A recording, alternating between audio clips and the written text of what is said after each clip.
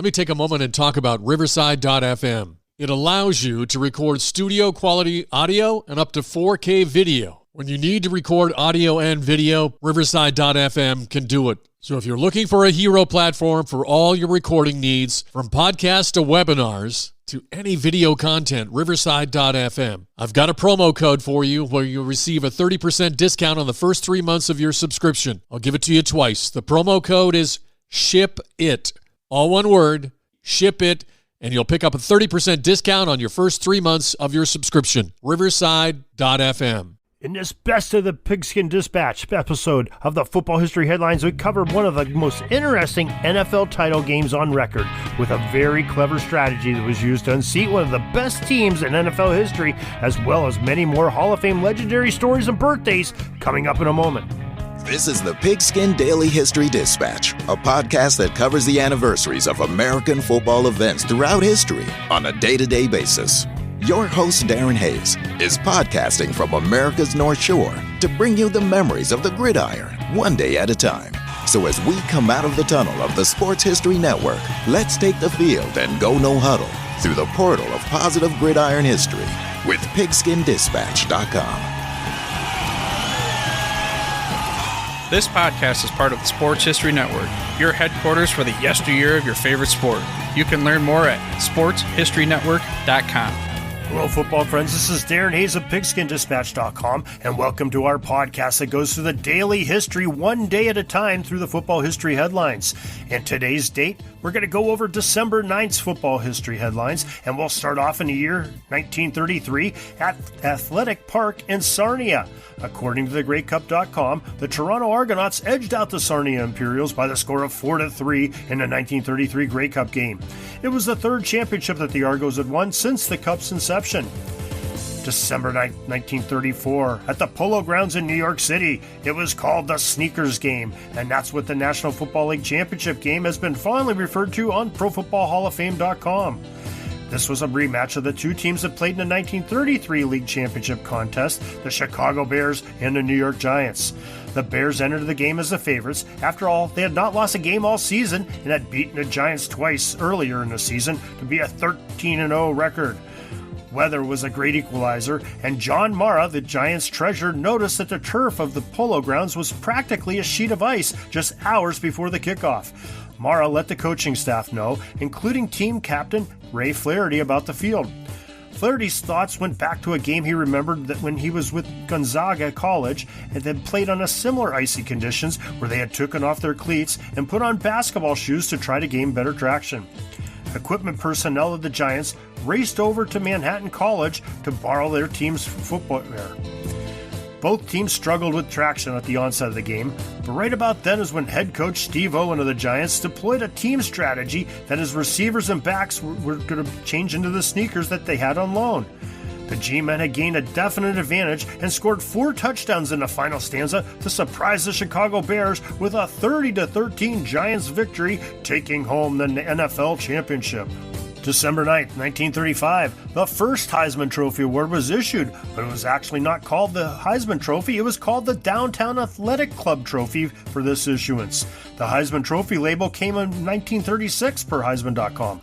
Anyway, Jay Bernwenger, a halfback from the University of Chicago, won the trophy for being college's top player in 1935. The details of Jay's stats are a little sketchy, but we do know that per the Heisman website, Bernwenger received a telegram from Manhattan's Downtown Athletic Club informing him that he had won the trophy for being the most valuable football player east of the Mississippi, as well as a trip for 2 to New York. Quite a reward for 1935 for a kid from the Midwest. December 9th, 1939, UCLA ties rival USC. This was a watershed moment for the Bruins that brought their program to the same level as the dominant Southern Cal football program per the southernbranch.com website. Both teams were undefeated coming into the game, and late in the game it was scoreless tie, but USC missed out on a great scoring opportunity when Trojan Grenny Lenzel coughed up the football as he was appearing to be ready to cross the goal line after a tremendous hit and strip by USC's Ned Matthews and Jackie Robinson. Yes, that Jackie Robinson, the famous brave number 42 of the Brooklyn Dodgers baseball team that broke racial barriers in professional sports in the United States. The Bruins recovered the loose ball for a touchback, but more importantly, preserved the tie, which helped put UCLA football on the map.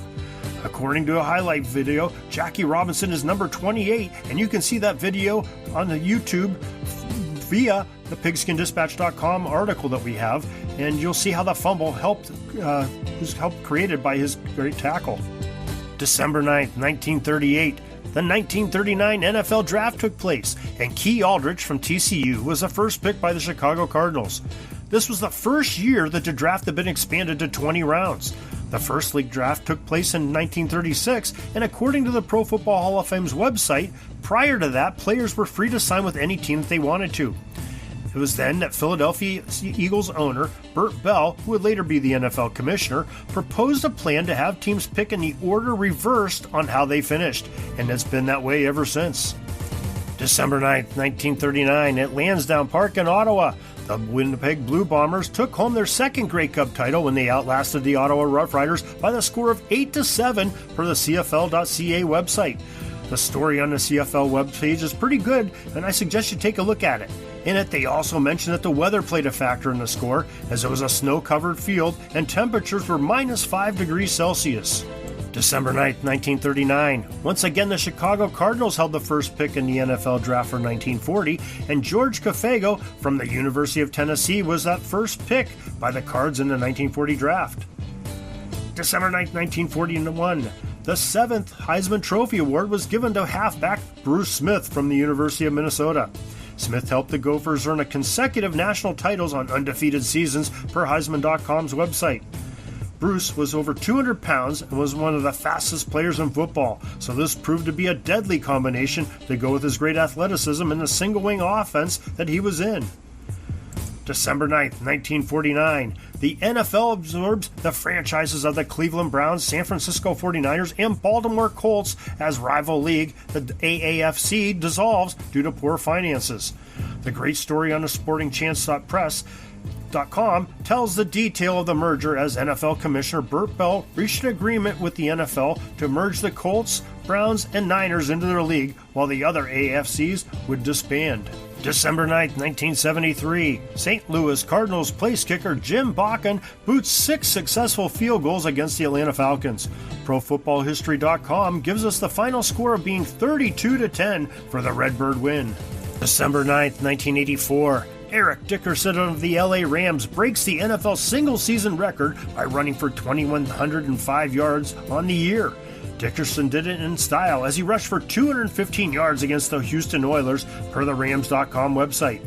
The dominant performance helped the Rams secure a 27-17 victory. December 9th, 1990, the New York Giants running back Otis Anderson becomes the 8th player to rush for at least 10,000 yards in a career per the onthisday.com website. December 9th, 1995, Ohio State running back Eddie George wins the 61st Heisman Trophy Award. Heisman.com describes how George averaged 152.2 yards per game for a total of 1,826 yards on the ground in his senior season to help the legendary Buckeye rusher gain the coveted hardware. His 22 touchdowns and 11 straight games of rushing of at least 100 yards or more catapulted Eddie over his competition in the Heisman voting. As we take a quick break from the headlines, let me remind you that you can also learn more about the gridiron history on our website, pigskindispatch.com. And you can contact me, Darren Hayes, at pigskindispatch@gmail.com. We'd love to hear from you. Speaking of hearing from someone, here is one of my podcasting partners from the sportshistorynetwork.com that has a message for you. He was known as the Bronze Bullet, tied the world record in the 45 and 60-yard dashes, and while he stood just 5'4", he tied the legendary Red Grange for most touchdowns in the Big Ten in a season with 10, and went on to score 45 more in the pros. Join me, Warren Rogan, and football historian Andy Piasek as we take a look back at the phenomenal career of Buddy Young on Sports Forgotten Heroes. Take it from me, you want to hear that Buddy Young podcast with Warren Rogan. It's a great one, and you can find Warren and his podcast on the sportshistorynetwork.com. Now here's some quick hitter headlines from onthisday.com. December 9th, 2006, the 72nd Heisman Trophy Award was given to Troy Smith, the Ohio State quarterback. December 9th, 2013, the Chicago Bears retired Mike Ditka's number 89 jersey from further use by the players in the Bears franchise. December 9th, 2017, the 83rd Heisman Trophy Award was given to Baker Mayfield, the quarterback from Oklahoma. Now it's come to that time in this podcast where we go over the Hall of Fame legendary birthdays of the College and Pro Football Hall of Fame of guys that were born on December 9th. Well, the first one took place in 1892 on December 9th, and it was Forrest Geyer, the fullback from the University of Oklahoma, was selected into the College Football Hall of Fame by NFL voters in 1973. December 9th, 1898, Duke Slater, the legendary tackle from Iowa, was born. Slater was an All-American and was a two-way tackle with the Hawkeyes. Duke Slater was inducted into the College Football Hall of Fame in 1951. He had a great career in the NFL, playing on both sides of the line for the Rock Island Independents and the Chicago Cardinals. He broke through racial barriers in the early NFL as an African-American player that performed as one of the top athletes in the game. The Pro Football Hall of Fame selected Duke Slater to join their legends in gold jackets in the year 2020. December 9th, 1938, Eatonville, Florida. David Deacon Jones, the defensive end from Mississippi Vocational School, was born. Deacon's what the Pro Football Hall of Fame called an obscure pick by the LA Rams. The Rams scouts were looking to see if they could find a hidden gem at running back or receiver when they went to watch Mississippi Vocational. Then they noticed a 6'4", 270-pound defensive tackle was outrunning the backs and wideouts in drills, so they took a 6th-round flyer on him. And boy, did that pay off for the Rams, as Deacon played for 14 seasons in the league and was voted as a Defensive Player of the Year twice. Jones was an All-NFL in 6 straight seasons and played in 8 Pro Bowls. Deacon Jones was selected into the Pro Football Hall of Fame as part of the 1980 enshrinement class. December 9th, 1942, Dick Butkus, the great linebacker from the University of Illinois, was born. Butkus was a unanimous All-American in 1963 and 1964, according to the NFF. He was inducted into the College Football Hall of Fame in 1983. Dick played for 9 seasons with the Chicago Bears, the team that drafted him in the first round of the 1965 NFL Draft. Butkus was all NFL in 6 seasons and had 22 interceptions and 25 fumbles recovered as he dominated the middle of the Bears' defense. Unfortunately, after his 9th season, he suffered a knee injury that ended his career.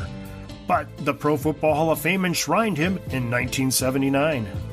December 9th, 1947, Steve Owens, a running back from Oklahoma, was born, and he was inducted into the College Football Hall of Fame in 1991. Then, December 9th, 1955, Jim Haslett, the linebacker from Indiana University of Pennsylvania, was born. He was enshrined in the College Football Hall of Fame in 2001. We hope that you enjoyed these football history headlines and the subsequent Hall of Fame birthdays that we talked about for this December 9th. And we want you to join us for December 10th by clicking the subscribe button so you're notified as soon as it releases. Or you can go to pigskindispatch.com. Write us at pigskindispatch@gmail.com and we'll make sure we send you an email, or your favorite podcast provider. But another great source is the Sports History Network at sportshistorynetwork.com, where you can find a Pigskin Dispatch daily history podcast, as well as many other great podcasts on sports history, with many of them being football, with some very talented individuals that run them, and great hosts and interviews. You'll learn a lot about sports history on Sports History Network. That's all the football history we have today, folks. Join us back tomorrow for more of your football history. We invite you to check out our website, pigskindispatch.com, not only to see the daily football history, but to experience positive football with our many articles on the good people of the game, as well as our own football comic strip, Cleat Marks Comics. Pigskindispatch.com is also on social media outlets, Facebook, Twitter, Instagram, and don't forget the Pigskin Dispatch YouTube channel to get all of your positive football news and history. Special thanks to the talents of Mike and Gene Monroe, as well as Jason Neff, for letting us use their music during our podcast. This podcast is part of the Sports History Network, your headquarters for the yesteryear of your favorite sport. You can learn more at sportshistorynetwork.com.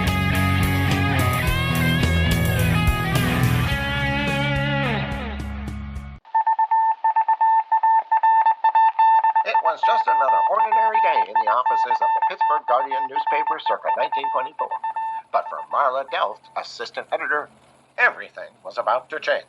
For she was about to discover the awesome attractiveness of Row 1 brand retro sports paraphernalia items thanks to Orville Mulligan, sports writer. And there it is. Wow, Orville, that's really the bee's knees. Isn't it just? A poster-sized replica of the actual 1909 World Series program cover. I can see that. But where did you get it? And where'd you get it framed?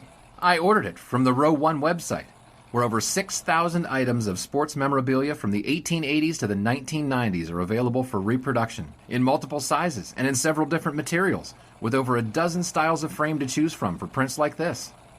Well, I'm sure Mr. Delft would love to put up more of these in the office. But I'm equally as sure they're beyond this newspaper's budget. Not at all, my dear Marla. See for yourself. Go to sportshistorynetwork.com/row1. sportshistorynetwork.com/row1. Oh my, these are good prices. Oh, and look at this stuff. Oklahoma-Nebraska football, college basketball art, Michael Jordan items. And so it retro was that sports Marla Delft advertisement discovered the clapboards. splendiferous magic of Row 1 sports memorabilia, arts, and prints. You can too by visiting sportshistorynetwork.com/row1. That's ROW1 today for access to the full Row 1 catalog of gallery prints and gifts like t-shirts, long-sleeve shirts, telephone cases, coffee mugs, blankets, pillows, towels, and even shower curtains. Act today for 15% discount off all prints with coupon code SHN15 and 20% off all other items with coupon code SHN20 at checkout. And keep your dial locked to the Sports History Network for the exciting chronicles of the 1920 sports world in Orville Mulligan, sports writer. Coming soon. Are you having a hard time figuring out what to get Dad for Father's Day? You should check out Row 1 Brand's Vintage Pictorum Gallery. They have America's best sports art. With over 7,200 historic sports prints, you're assured to find something unique for Dad this Father's Day. Instead of a boring old tie, get him a historic baseball photo taken by Henry High Sandham at the historic Polo Grounds Stadium in New York City during the 1894 Temple Cup.